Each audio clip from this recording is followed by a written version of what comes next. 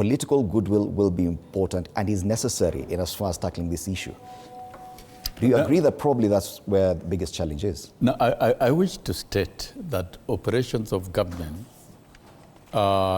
is guided by the political administration. But on this one, action has already been taken. And what we need to do is to ensure that all employers and all institutions of the public and private institute audit and compliance measures that are uniform, because dishonesty, and you know where we breed corruption is through such avenues where people use fake certificates to access services, to access jobs. I don't think this is a matter that should even be political in any way. It's administrative.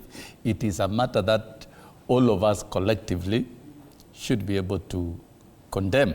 And if we know of one or two individuals who are using fake certificates and who have used fake certificates to access jobs, we should be able to raise the red flag, because we are a country of merit. The red flag has already been raised. We are a country of merit. And I've said... The question is, what next? And I've outlined, Fred, how government institutions, the public service, the teaching service, and others have instituted measures to verify certificates going forward. And even... But what happens with the blot that is already there? So over 10,000, according to the former deputy president. Number one, Fred, let's be very clear. And by the way, Kenyans are tired of this, going around talking.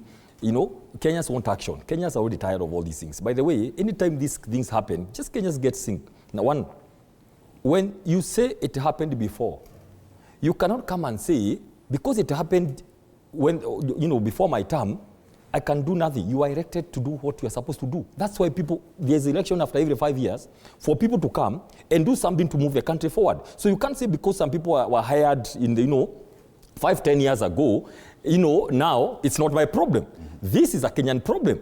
And it was very clear. The former deputy president said, it requires a decision at your level. It is very clear. It requires a decision at your level. The question is, has he ever decided? That's the question. Because it was a directed discussion. Has he ever decided? Let me tell you this. And let me be very particular. I mean, we know one or two things about leadership and governance and the structure of decision making and what happens. We know. So, and that's why we are here. Let me be very candid so that we don't confuse the viewer with so many stories. Oh, you know what happened and all that. Very simple.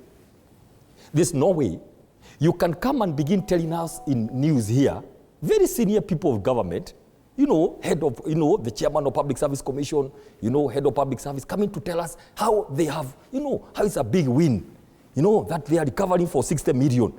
That is wastage of time and space. Why? First of all, tell us who hired these people. Arraign them in court.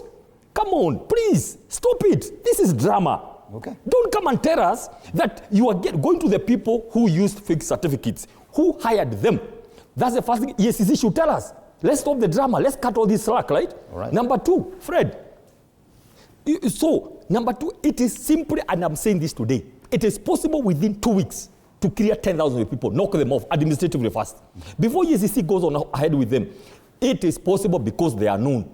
I can tell you, Fred, today, all the heads of parastatals, politicians, governors, like he said, it is known who has fake certificates. So, can you, just an administrative order, we have executive orders every day, right?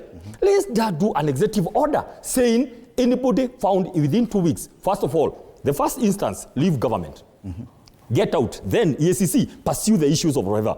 But say both. Why? Because the people within government, they are the people who hire people with fake certificates. Allow me to welcome onto the